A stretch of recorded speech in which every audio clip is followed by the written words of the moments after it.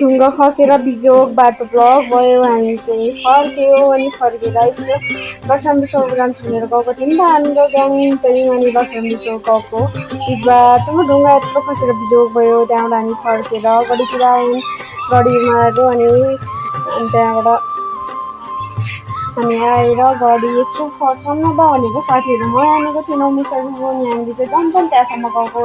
त्यहाँसम्म आएपछि त्यहाँसम्म जानै पर्छ भनेर गयौँ। हामी चाहिँ कुरकुरे चिप चाउचाउ पानी बोकेर गएको। अनि त्यहाँबाट सान र आसमान दाइ चाहिँ अगाडि अगाडि हिँड्दै हुनुहुन्छ। म चाहिँ त्यहाँमा भिडियो बनाउँदै हिँडेको छु अरूको अगाडि बोल्न लाज हुन्छ भनेर।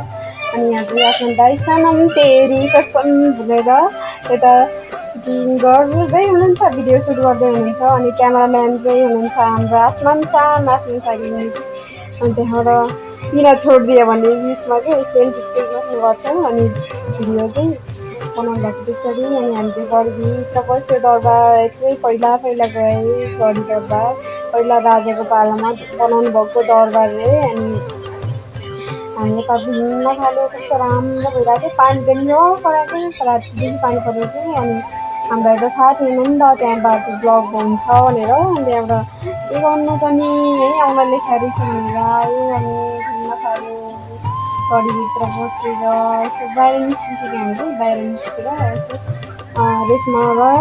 अनि सुकुमाया चाहिँ उता टोइलेट जाँदै हुन्छ, टोइलेट गएर अनि त्यहाँबाट हामी उतापट्टि नि घुम्ने ठाउँ रहेछ नि त। अनि हरियो कस्तो दामी ठाउँ रहेछ। अनि त्यहाँ घुम्यो, उतापट्टि गयो। उनीहरू चाहिँ कहिले गइसकेर उनीहरू चाहिँ कहिले हामीलाई पर्खिँदैन क्या, जहाँ गयो तिनजना मात्रै लुसु गइरहेको हुन्छ।